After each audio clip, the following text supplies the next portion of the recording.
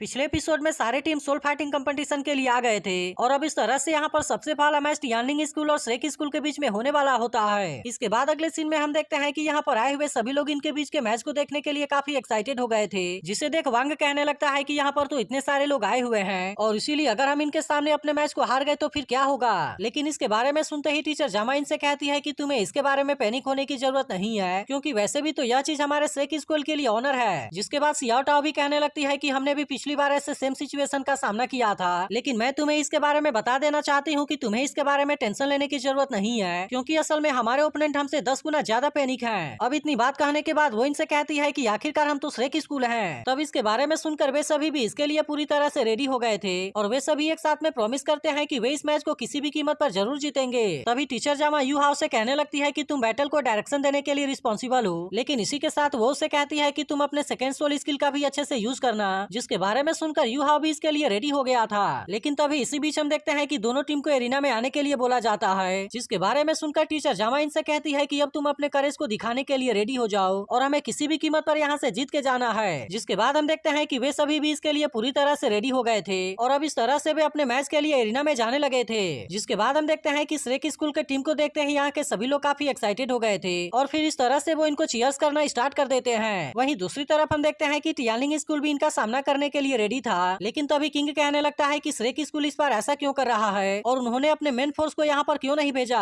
इसके बाद वो जियू में इससे पूछता है कि क्या डाई हाउ का बेटा यहाँ पर आया है, लेकिन इसके बारे में सुनकर वो इसे ना कर देती है। वहीं दूसरी तरफ हम देखते हैं कि सियाओ भी इस मैच के लिए काफी एक्साइटेड थी, लेकिन इसे देख यहाँ पर आए हुए बाकी सभी बात करने लगते हैं कि यह तो काफी यंग है और इसी के साथ वह हैरान होते हैं कि क्या यह श्रेक स्कूल का रेगुलर टीम है। लेकिन वहीं उधर होंगचेन समझ गया होता है कि यह तो श्रेक स्कूल का रिजर्व टीम है। जिसके बाद वो कहने लगता है कि वे ओपनिंग गेम को प्ले करने के लिए केवल रिजर्व टीम को यहाँ पर भेजना चाहते हैं, लेकिन क्या इसका मतलब ये नहीं है कि वे ज्यादा अरोगेंट हो रहे हैं। वहीं दूसरी तरफ हम देखते हैं कि यू हाउ पुराने वाले टीम के बारे में याद करने लगा था और फिर कहने लगता है कि यह तो टैंक सेक्टर का ग्लोरी है। तभी बेई कहने लगता है कि हमें केवल किसी तरह से इस मैच को नहीं जीतना है, बल्कि हमें तो इसे बहुत ही शानदार तरीके से जीतना होगा, ताकि इस तरह से हम अपने श्रेक स्कूल के लिए ग्लोरी को क्रिएट कर सकें। जिसके बाद हम देखते हैं कि यू हाउ भी इसके लिए पूरी तरह से रेडी हो गया था और वो सभी से कहता है कि तुम मेरे हिसाब से अपने पोजीशन को अरेंज कर लेना। तभी इसी बीच हम देखते हैं कि रेफरी इनके मैच को स्टार्ट करने के लिए अनाउंस कर देती है, जिसके बारे में सुनकर टियानलिंग स्कूल का टीम भी इसके लिए रेडी हो गया था और फिर वे तुरंत अपने क्लासिक 3-2-1-1 फॉर्मेशन को क्रिएट कर लेते हैं। तब इसे देखते ही किंग कहने लगता है कि टियानलिंग स्कूल भी इसके लिए रेडी है, लेकिन तभी इसी बीच हम देखते हैं कि वो यू हाउ के फॉर्मेशन को देख पूरी तरह से हैरान हो गया था और फिर कहने लगता है कि आखिरकार यह किस तरह का फॉर्मेशन है। वहीं दूसरी तरफ हम देखते हैं कि यहाँ पर आए हुए सभी लोग इनके मैच को देखने के लिए एक्साइटेड थे। जिसके बाद टियानलिंग स्कूल की टीम भी इनका सामना करने के लिए रेडी हो जाती है और अब इस तरह से वे सभी अपने अपने मार्शल सोल को एक्टिवेट करने लगते हैं। लेकिन वहीं उधर यू हाउ अपने सेकंड सोल स्किल का यूज करने के लिए रेडी हो गया था और फिर वो जैसे ही अपने सोल रिंग को एक्टिवेट करने लगता है, इसे देख यहाँ पर आए हुए सभी लोग पूरी तरह से हैरान हो जाते हैं। इसके बाद वे सभी कहने लगते हैं कि यह तो माइलेनियम ईयर सोल रिंग है, लेकिन अभी भी हम देखते हैं कि यू हाउ का सोल रिंग बड़ा होता जा रहा था, जिसे देख किंग कहने लगता है कि यह तो 2 माइलेनियम ईयर सोल रिंग है। लेकिन अभी भी हम देखते हैं कि वे सभी इस बात से हैरान होते जा रहे थे और कहने लगते हैं कि यह तो अब 3 माइलेनियम ईयर सोल रिंग हो गया।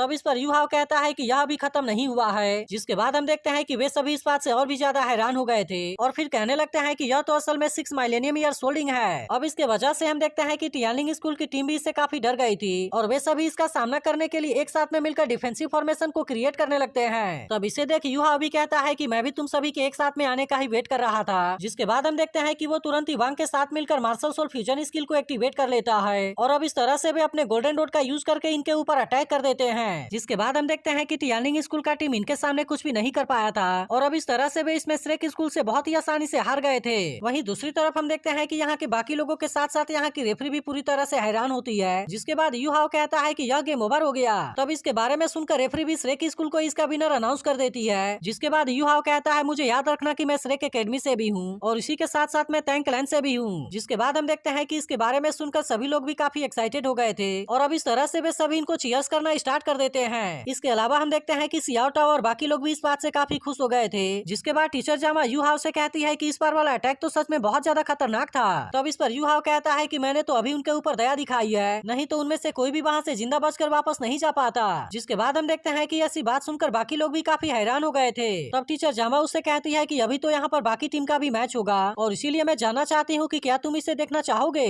लेकिन इस पर यू हाउ कहता है कि मुझे इसमें कोई भी इंटरेस्ट नहीं है। वहीं दूसरी तरफ हम देखते हैं कि टियानलिंग स्कूल की टीम काफी पछताने लगी थी और कहने लगती सकते हैं कि पहले ही मैच में श्रेक स्कूल से हमारा सामना क्यों हुआ। इसके बाद हम देखते हैं कि यहाँ से वापस आते हुए भी बहुत सारे लोग श्रेक स्कूल को चीयर्स कर रहे होते हैं, लेकिन तभी वांग और यूहाओ जैसे ही अंदर एंटर करते हैं वे बेहोश हो जाते हैं। जिसके बाद हम देखते हैं कि टीचर जामा ने इनको एक ही बेड पर लेटा दिया था और कहने लगती है कि इनकी सोल पावर पूरी तरह से कंज्यूम हो गई है और इसीलिए इन दोनों को अच्छी तरह से आराम करने की जरूरत है। लेकिन इसके बाद भी हम देखते हैं कि टीचर जामा इस बात से बहुत खुश थी कि वे इस मैच को बहुत ही आसानी से जीत गए। जिसके बाद वे भी कहने लगता है कि यूहाओ का प्लान तो सच में पूरी तरह से सक्सेसफुल हो गया, क्योंकि उसने सबसे पहले 6 मिलियनियम ईयर सोल्डिंग का यूज करके उनको डरा दिया और फिर उसके बाद अपने मार्शल सोल फ्यूजन स्किल का यूज करके उनको एक ही झटके में हरा दिया। लेकिन तभी टीचर जामा कहती है कि इस बार का मार्शल सोल फ्यूजन स्किल बाकी सबसे बहुत ज्यादा पावरफुल था, जिसका मतलब है कि उन दोनों ने इसके लिए अपने फुल पावर का यूज किया है और ऐसा करने के वजह से ही वे दोनों काफी वीक हो गए हैं। इसके बाद हम देखते हैं कि सियाओ टाओ इसके लिए इनको थैंक यू कहती है, क्योंकि इस तरह से इनको खुद को रिकवर करने के लिए टाइम मिल रहा है। तब इसकी बात सुनकर बेई कहता है कि तुम्हें इसके बारे में चिंता करने की जरूरत नहीं है, क्योंकि हम हर मैच को जीतने के लिए अपनी तरफ से पूरी कोशिश करेंगे।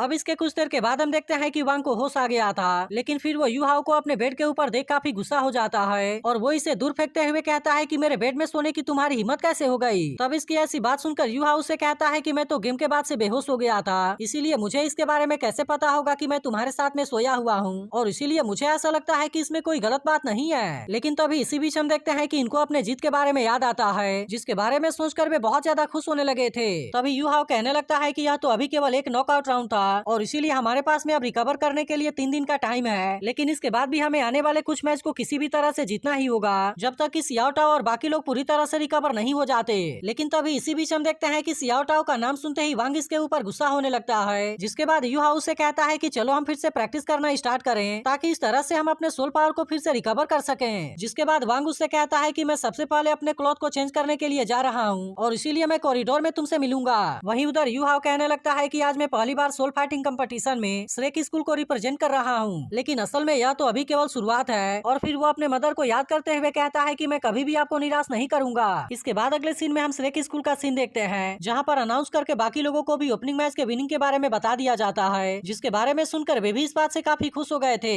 तभी इसी बीच हम देखते हैं कि एक बर्ड एक लेटर आकर तेंगिया के पास आती है, जिसे कि खुद बेई ने इसके पास में भेजा था। जिसके बाद तेंगिया कहने लगती है कि बेई, यूहाओ और वांग ने न केवल श्रेक सुपरवाइजरी टीम को ज्वाइन किया, बल्कि वह तो Continental Advance Soul Master Academy soul fighting competition के लिए भी चले गए हैं, जिसके वजह से ऐसा लगता है कि तैंक लेना फिर से रिवाइव होने वाला है। लेकिन इसी के साथ हम देखते हैं कि इसके वजह से वह थोड़ी सी परेशान भी होने लगी थी, क्योंकि अब इस तरह से उनके और इसके बीच की दूरियां बढ़ती ही जा रही हैं। वहीं दूसरी तरफ हम देखते हैं कि वे सभी जिंगलो सिटी से फ्रूट को लेकर आ रहे होते हैं और सियाओ कहने लगती है कि यहाँ के फ्रूट तो सच में काफी डिलीशियस हैं। तभी टीचर जामा इनसे कहने लगती है कि गेम को स्टार्ट हुए 3 दिन हो गया है और मैंने इतने दिनों से बाकी सभी कॉलेज के कंपटीशन को देखा है। इसके बाद वो इनसे कहती है कि पहले नॉकआउट राउंड में तो हम बहुत ही आसानी से पास हो गए, लेकिन असल में बाकी का मैच बाकी टीम के लिए इतना आसान नहीं था और यहाँ तक कि Sun Moon Royal Soul Engineer Academy को भी बहुत सारी दिक्कतों का सामना करना पड़ा। तभी इसी बीच हम देखते हैं कि यूहाओ और वांग भी यहाँ पर आ गए थे, जिसके बाद टीचर जामा कहती है कि रॉबिन राउंड कल से स्टार्ट होगा और इसीलिए मुझे इसके लिए पूरा डिटेल प्री वॉर रिपोर्ट बनाना होगा। इसके बाद वो इनसे कहती है कि तुम्हें अपने मार्शल सोल स्किल के बारे में बहुत ही अच्छे से समझना होगा और फिर वो यूहाओ, वांग और सियाओ से कहती है कि तुम तो एक दूसरे के बारे में बहुत ही अच्छे से जानते हो। जिसके बाद वो नानान सेंसी और काइतो से कहती है कि क्या तुम हमें अपने सोल स्किल के बारे में बता सकते हो। जिसके बाद सबसे पहले नानान बताती है कि मेरा martial soul soft bone rabbit है, जो कि पूरी तरह से बिल्कुल ही सियाओ के जैसा है, लेकिन असल में सियाओ का मार्शल सोल ऑफेंसिव टाइप का था, जबकि नानान का एजिलिटी टाइप का होता है और हम देखते हैं कि इसकी स्पीड काफी अच्छी होती है। इसके बाद हम देखते हैं कि सेंसी भी अपने टॉप 3 सोल स्किल के बारे में बताने के लिए रेडी हो गया था, जिनमें से सभी डिफेंसिव टाइप के होते हैं। लेकिन इसी के साथ वो इनसे कहता है कि मेरे पास में एक super useful 4th soul skill भी है और फिर वो इसके बारे में चुपके से इनको बता देता है, जिसके बारे में सुनकर वे उससे कहते हैं कि यह तो काफी स्मार्ट है। इसके बाद टीचर जामा काइतो से कहती है कि फानी ने मुझसे कहा था कि तुम केवल सोल गाइड में ही अच्छे नहीं हो, बल्कि इसके अलावा तुम तो बहुत ही अच्छे फूड बेस वाले सोल मास्टर भी हो। तब इसके बारे में सुनकर काइतो कहता है कि वैसे तो मेरी एबिलिटी उतनी एक्स्ट्राऑर्डिनरी नहीं है और इसके बाद हम देखते हैं कि वो इनको 4 तरह के लॉलीपॉप दिखाता है। इसके बाद वो इनको बताता है कि मेरा first martial soul mental power को 10% से इंक्रीज कर देता है, जबकि सेकंड सोल स्किल स्ट्रेंथ को इंक्रीज करने के लिए है, थर्ड सोल स्किल डिफेंस को इंक्रीज करने के लिए और आखिर में 4th soul skill soul power को रिलीज करने के लिए है। तब इसके बारे में जानकर टीचर जामा कहती है कि यह तो मेंटल पावर को 10% तक बढ़ा देगा। जिसके बाद सियाओ भी कहने लगती है कि यह तो सच में कमाल का है, क्योंकि इसे लेने से मुझे ऐसा लग रहा है कि मेरी मेंटल एनर्जी पहले से काफी बढ़ गई है। तब इसके बारे में जानकर याओ हेंग कहता है ऐसा लगता है कि मार्शल आर्ट सिस्टम ने एक टैलेंटेड फूड सिस्टम वाले सोल मास्टर को मिस कर दिया।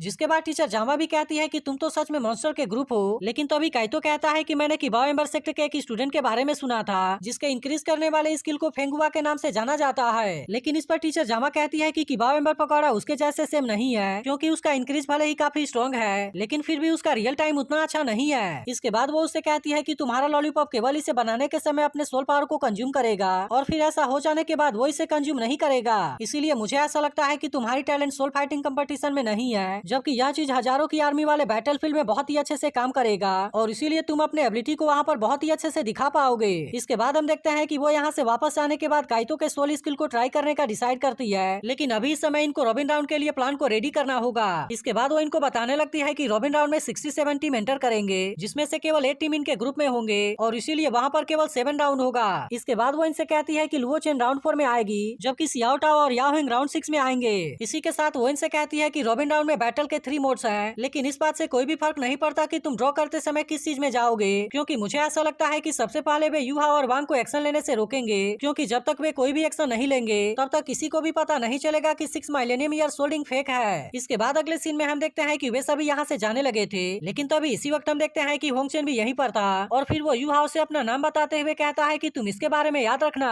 तब इसके बारे में सुनते ही वांग इसके ऊपर अटैक करने के लिए जाने लगता है, लेकिन तभी हम देखते हैं कि यूहाओ ने उसे ऐसा करने से रोक दिया था और फिर वो होंगचेन से कहता है कि फाइनल में तो इसके बारे में पता ही चल जाएगा। अब इतनी बात कहने के बाद वे सभी यहाँ से जाने लगते हैं और वांग यूहाओ से पूछता है कि तुमने मुझे क्यों रोका। तब इस पर यूहाओ कहता है कि तुम उसका सामना नहीं कर पाओगे, क्योंकि मैंने अपने मेंटल डिटेक्शन से उसके बारे में पता लगा लिया और वो असल में 5th रिंग वाला सोल किंग है। तब इसके बारे में सुनकर वांग हैरान होते हुए कहता है कि उसकी एज भी तो हमारे जैसी है और ऐसा लगता है कि वो Sun Moon Royal Tutor Academy के रिजर्व टीम का मेंबर है। तब इस पर यूहाओ कहता है कि वे हमारे सोच से भी बहुत ज्यादा पावरफुल है, इसीलिए 5 साल बाद जब हम कंपटीशन में रेगुलर मेंबर के रूप में पार्टिसिपेट करेंगे तब इस तरह से हमारे और उसके बीच में असली फाइट होगा। लेकिन इसके बारे में सुनकर वांग कहता है कि हमें किसी भी तरह से जीतना होगा, चाहे वो 5 साल बाद की बात हो या अभी की। वहीं उधर होंगचेन भी कहता है कि यूहाओ इतना सिंपल नहीं है। तो अगर एक्सप्लेनेशन अच्छी लगी हो तो वीडियो को लाइक और इस पर एक कमेंट करके जरूर बता देना, और अगर आपने इसके पिछले एपिसोड को मिस कर दिया हो तो लेफ्ट वाली वीडियो जरूर देख लेना।